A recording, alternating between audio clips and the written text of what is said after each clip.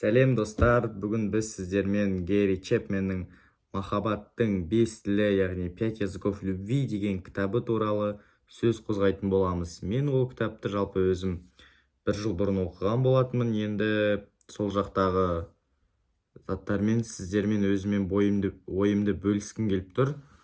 Жалпы кітаптың басында Гэри Чепмен ғашық болу, яғни влюбленность туралы айтады. Ғашық болған адам өзінің сол ғашық болған адамын мінсіз көреді, яғни оның ешқандай минустарын байқамайды, тек қана жақсы жақтарын көреді. Оны әрқашанда тек сол адамды ойлайтын болады. Тек сол адамды ойлап, ол ойлайды, мен өзімнің өмірлік махаббатымды таптым деп ойлайды. Бірақ өкінішке орай бізде ғашық болу, яғни влюбленность максимум 2 жылға созылады, және 2 жылдан кейін осы ғашық болудың бұны біз негізі эйфория деп айтамыз. Осы эйфория аяқталып, шынайы махаббат басталады. Бірақ ол ғашық болу аяқталған кезде біз сол адамның минус жақтарын байқай бастаймыз, және сол минус жақтарын байқай бастаймыз. Оны біз басында мінсіз көреміз ғой, бірақ оның біз иллюзияда жүрген сияқты боламыз. Себебі бізге ата-аналарымыз немесе достарымыз оның минустарын айтса да, біз оны плюсқа айналдырып аламыз. Мысалы, мен кітапта оқыған мысалды айтайын. Бір балаға ғашық болып қалады да, ол айтады, ата-анасы айтады, қызым ол психбольницада 3 жыл жатты ғой дейді. Бірақ ол қыз айтады, бірақ оны ол жақтан шығарғанына 2 ай болды ғой дейді. Міне осылай сияқты біз ғашық болған кезде көзімізде розовый очки деп айтады ғой. Сондай розовый очкида жүреміз де, оның ешқандай минустарын байқамаймыз.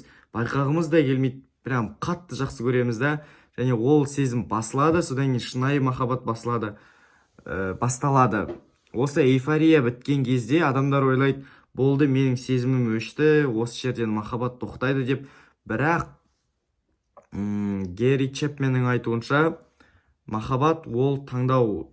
Біз осы ғашық болып біткеннен кейін біз таңдаймыз, ол адамды әрі қарай жақсы көреміз бе, жақсы көрмейміз бе, және махаббат деген ол сенің қолыңда, ол сенің таңдауың десе де болады. Осы махаббаттың 5 тілі арқылы сен өзіңнің адамыңды бақытты қыла аласың. Қазір біз ол 5 тілге тоқталатын боламыз. Гэри Чепмен айтуынша, сол махаббат ол таңдау. Ал 5 тілге тоқталатын болсақ, жалпы махаббаттың 5 тілі деген ол қалай? Біздің күнделікті өмірде адамдармен қазақша тілде сөйлейміз ғой, мысалға деймін да. Ал кейбіреулер орысша, ағылшынша, қытайша сөйлейді. Махаббаттың 5 тілі де дәл сол сияқты. Біз өзіміздің жақсы көретін адамымызға қазақша сөйлесек, ол бізге қытайша сөйлейді, бірақ біз бір-бірімізді түсінбейміз. Сол үшін әр адамның өзінің жеке бір махаббат тілі болады, және біздің махаббатымыз күшті болу үшін біз сол өзіміздің сүйікті адамымыздың махаббат тілін үйренуіміз керек. Кәдімгі тіл үйренген сияқты біз оны үйренуіміз керек. Мысалы, көп адамдарда ажырасу және өзінің сүйікті адамнан махаббатты сезінбеу болып жатады. Оның себебі, ол адамдар басқаша екі тілде сөйлейді. Себебі әр адамның махаббат тілі әртүрлі ғой, және екі қосылған адамның махаббат тілі бір болу өте сирек кездесетін жағдай. Мысалы, Гэри Чепмен мен кітабын оқығанда, ол өте көптеген ажырасайын деп жатқан отбасыларды, махаббаттарды қосып қалған болатын. Енді сол махаббаттың 5 тілі туралы айтып өтейік. Біріншісі, жалпы 5-еуі ол жылы сөздер, сапалы уақыт, сыйлықтар, көмек көрсету және физикалық қатынас, оны прикосновение деп түсінейік. Біріншісі жылы сөздер. Бізде кейбір адамдардың махаббат тілі ол жылы сөздер. Мысалы, біз өзіміз жақсы көру, егер біз жақсы көретін адамның махаббат тілі осы жылы сөздер болса, біз оған әрқашан жылы сөздер, комплименттер айтуымыз керек. Сенің бүгін тамағың дәмді болды, сен өте әдемісің, және басқа да көптеген комплименттер айтқанда, ол адам қуанып, сол кезде махаббатты сезінеді, егер оның махаббат тілі осы жылы сөздер болса. Сол үшін, егер сіздің партнеріңіздің махаббат тілі жылы сөздер болса, оған әрқашан комплименттер айтып жүрген дұрыс. екіншісі сапалы уақыт. Сапалы уақыт деген аты айтып тұрғандай, кейбір адамдар махаббатты, мысалы, сен бір адамға, екі адам болады, мысал ретінде алайық, әйелі мен күйеуі болады. Күйеуі әрқашан әйеліне жылы сөздер айтады, комплименттер айтады. Ал себебі оның өзінің тілі жылы сөздер. Сосын ол ойлайды, мен әйеліме, ал оның әйелі одан махаббатты сезінбейді. Себебі оның язык любви, махаббат тілі жылы сөздер емес, оныкі уақыт. Ол күйеуі деген оған қаншама жылы сөз айтқанымен, олмен көп бірге уақыт өткізбейді. Ал ол күйеуі, оның махаббат тілі жылы сөздер, ол әйелінен ешқандай жылы сөздер естімейді.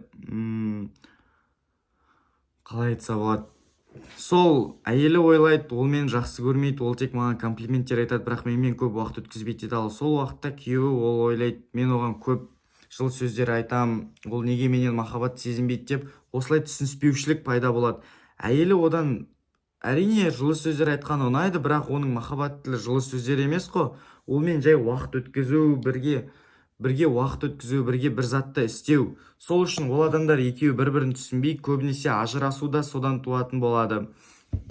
Сол сапалы уақытқа оралайық. Сапалы уақыт, егер адамның махаббат тілі сапалы уақыт болса, ол өзінің жақсы көретін адаммен бірге көп уақыт өткізгенін қалайды. Бірге уақыт өткізу деген ол бір-біріңнің қастарыңда ұзақ уақыт болу емес, сапалы уақыт өткізу. Мысалы, бірге отырғанда екі адамды телефон қарап, жай бір-бірінің қасында отыру емес, бір-бірімен сөйлесіп, телефонсыз басқа отвлекающий факторларды алып тастап, тек бір-бірімен сөйлесу, бірге уақыт өткізу, осы сапалы уақыт болып саналады. Үшіншісі, ол сыйлықтар беру. Оны аты айтып тұрғандай, адам махаббатты сезінеді қай уақытта өзінің жақсы көретін адамынан сыйлық алған кезде. Бұл көбінесе әйелдерде болады деп ойлаймын. Әркімде әртүрлі әрине. Подарки дейді ғой. Сол подарки алғанда ол приятно. Ол өзінің адамынан подарка алса, ол мені жақсы көреді екен деп ойлайды. Себебі оның махаббат тілі сыйлықтар. Төртіншісі, ол көмек көрсету. Бұл да өте маңызды махаббаттың тілдерінің бірі. Кейбір адамдар қаншалықты өзінің адамынан жылы сөздер естісе де, бірақ ол сол адамнан көмек алмаса, ол махаббат сезінеді. Ол только тогда, когда оған өзінің партнері көмек көрсетеді, бір затты жасап жіберуге, тамақ істеуге, үйді жинауға, және кез келген, жалпы өзінің партнерынан көмек алса болды. Осы көмек көрсету, язык любви, осыған жатады. Ал соңғысы бұл прикосновение, яғни қазақша физикалық жанасу. Кейбір адамдардың махаббат тілі осы прикосновение, құшақтасу, қалай қол ұстасып жүру, жай ғана бір-біріне жақын болу. Осы махаббаттың 5-ші тілі. Жалпы махаббаттың 5 тілі деген осы. Мен бұл Гэри Чепменнің 5 языков любви деген кітабын жаңадан отауласқан адамдарға, немесе отношениеде жүрген адамдарға оқуға кеңес беремін. Бұл өте күшті кітап. Негізі кітапта өте көп заттар айтылады, мен оның бәрін видеода айта алмаймын. Өздеріңіздер оқып алсаңыздар болады. Егер кітапты ала алмасаңыздар, мен описанияға кітаптың PDF форматын қалдырып кететін боламын, сол жақтан алып оқысаңыздар болады. Ал сіздің махаббат тіліңіз қандай, соны комментарийға жазып кетсеңіздер, және бұл видео туралы да өз пікірлеріңізді жазып кетсеңіздер күшті болады.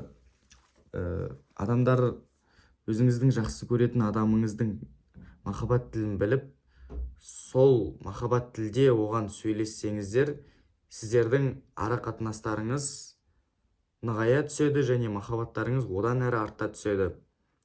Сау болыңыздар.